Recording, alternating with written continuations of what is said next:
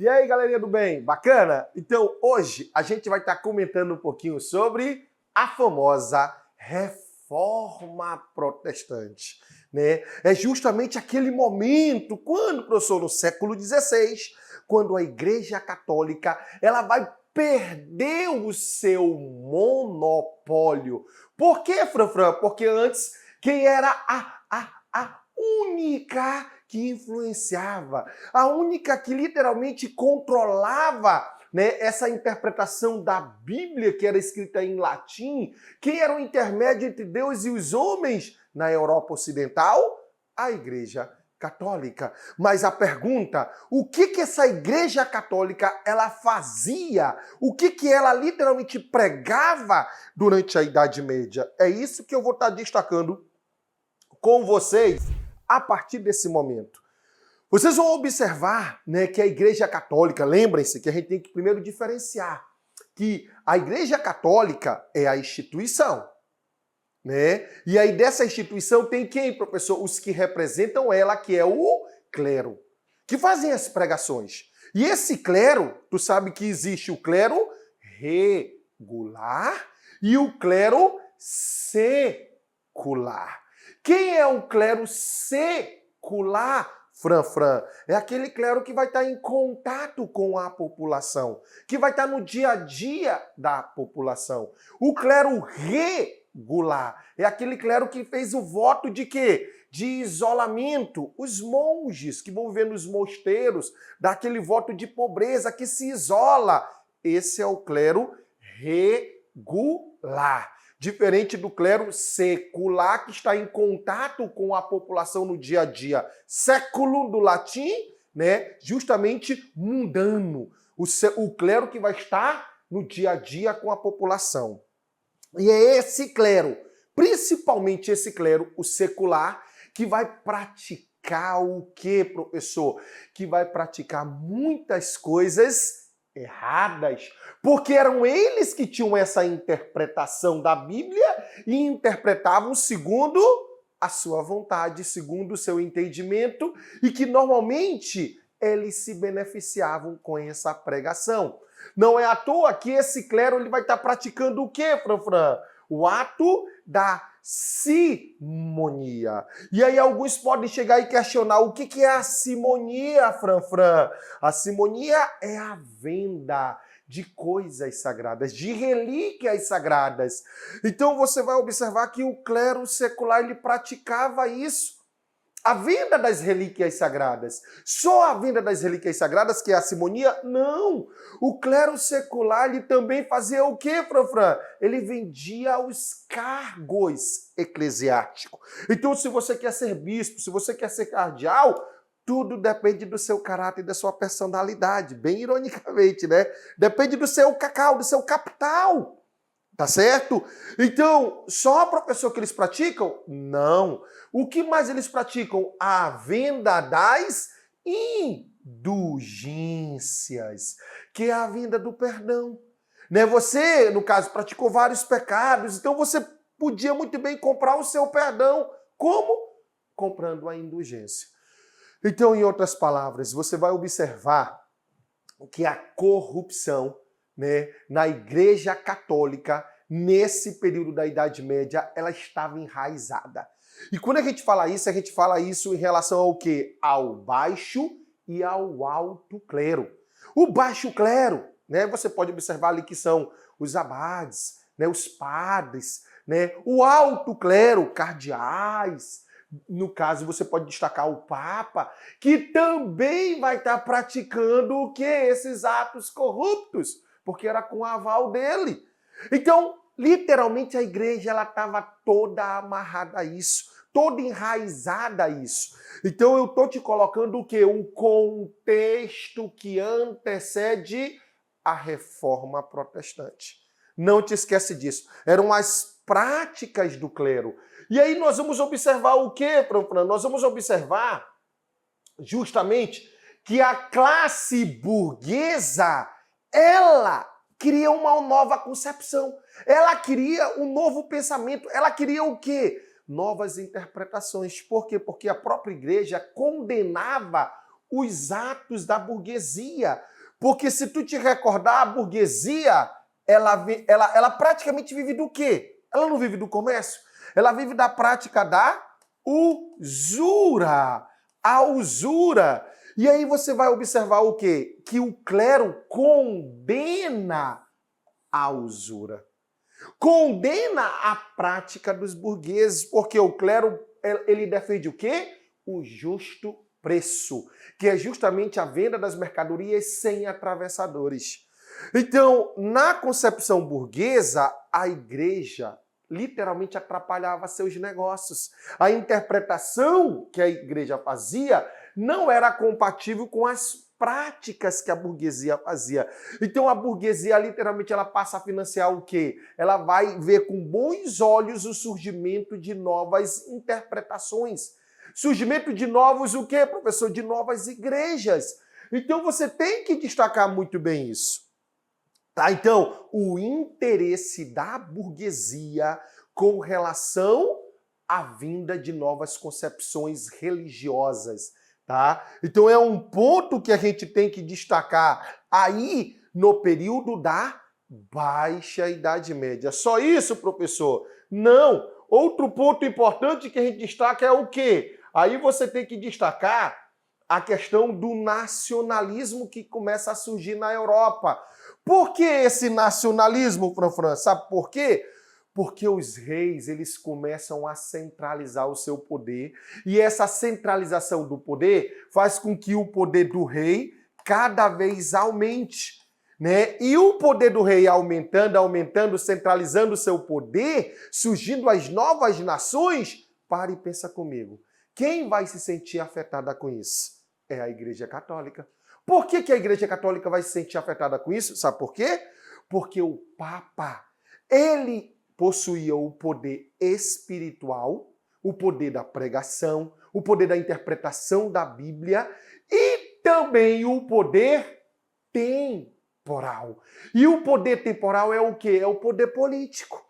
É um poder político. Então o que acontece, professor? A igreja ela tinha um poder supranacional, um poder universal, que extrapolava qualquer fronteira. Então o Papa ele interferia nas questões espirituais e nas questões temporais. A partir do momento que o rei ou que os reis começam a centralizar o seu poder, eles vão querer o quê? Afastar a influência da igreja. Que a igreja cuide da parte espiritual e não da parte temporal. Então eles vão começar a encarar a igreja como o quê? Uma instituição estrangeira. Estrangeira. Então o Papa não vai estar aceitando isso. E é por isso que vai surgir na Europa alguns conflitos entre quem? Entre os reis e a igreja. O maior exemplo disso foi o quê, professor? Foi o cisma do Ocidente. Vocês sabem que já tinha acontecido o cisma do Oriente. O cisma do Oriente, que é a divisão da Igreja Católica em Igreja Católica Apostólica Romana e a Igreja Ortodoxa, que é aquele cisma que aconteceu no Império Bizantino em Constantinopla. Né? A partir dali, século XI, que foi no ano de 1054, vamos ter duas igrejas. Cisma do Oriente. Aqui já é no século XIV para o século XV. E é no Ocidente, especificamente França. Na França, o famoso rei Felipe IV, conhecido como o Belo, ele querendo taxar as propriedades da igreja, e o Papa, naquele momento, não aceitou, o Papa Bonifácio VIII, começa um atrito entre os dois. Né? Ele queria também o apoio do Papa para outras questões, o Papa não dá esse apoio. Né? E aí, esse atrito faz com que ele até queira aprisionar o Papa. Tá? A partir daí, professor, começa esse atrito.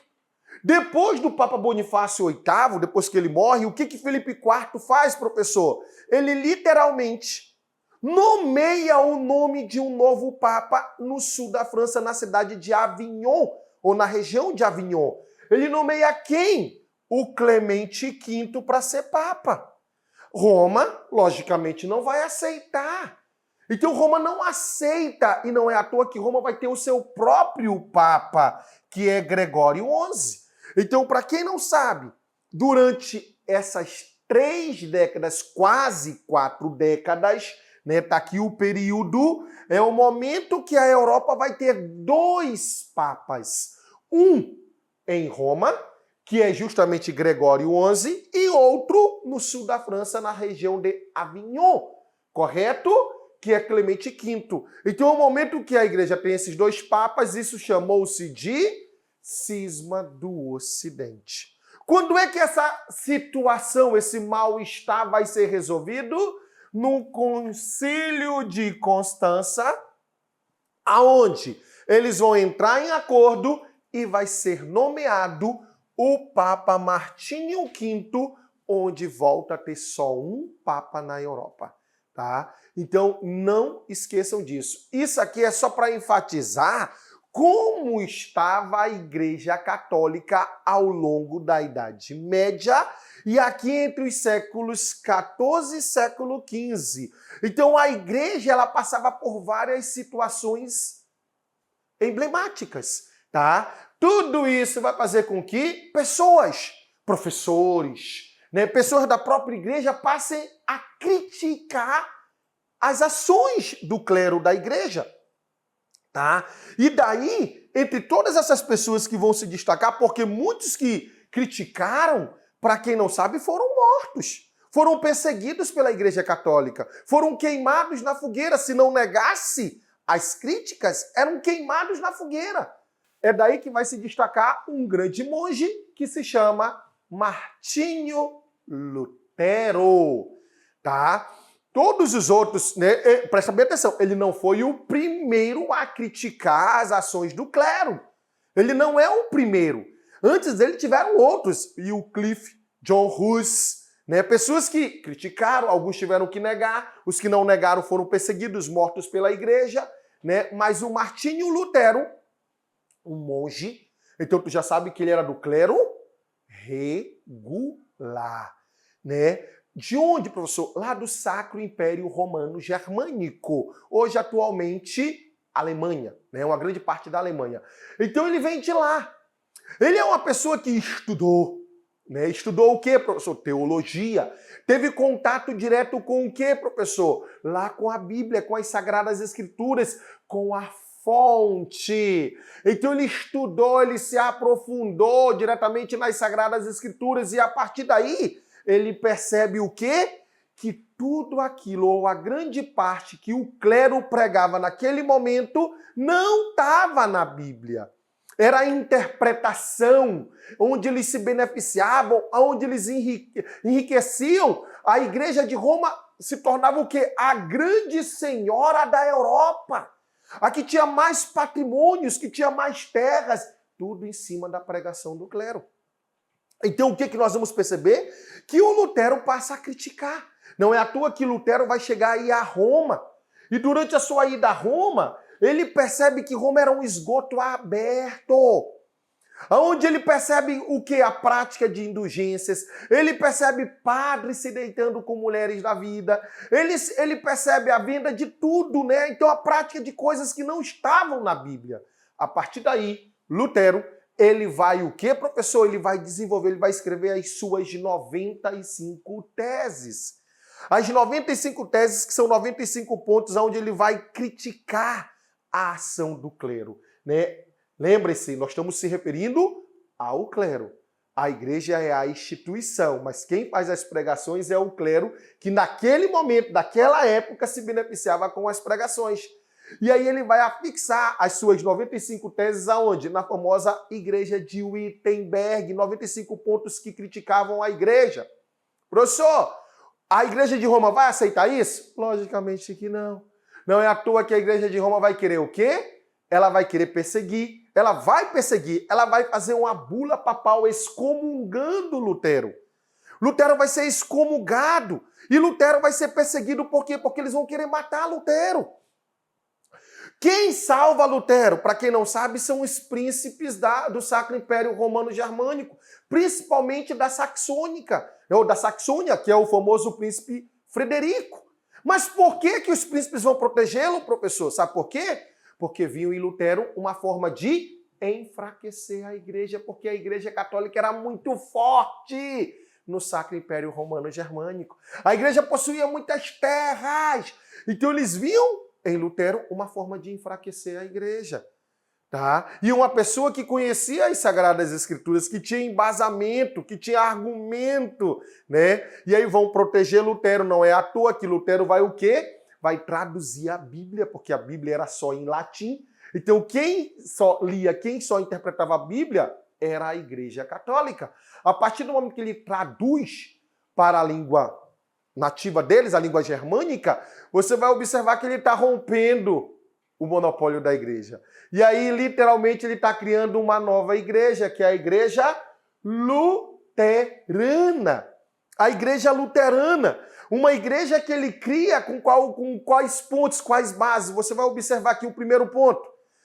É o quê? A igreja submissa ao Estado, né? Nega a autoridade do Papa, onde se baseia só em 2 sacramentos, que é o batismo e a Eucaristia, diferente da Igreja Católica, que são 7 sacramentos, tá? Então você observa que são alguns pontos importantes da igreja que ele cria, a Igreja Luterana. Não te esquece disso. Bacana? Tranquilos? Até a próxima, gente. Valeu!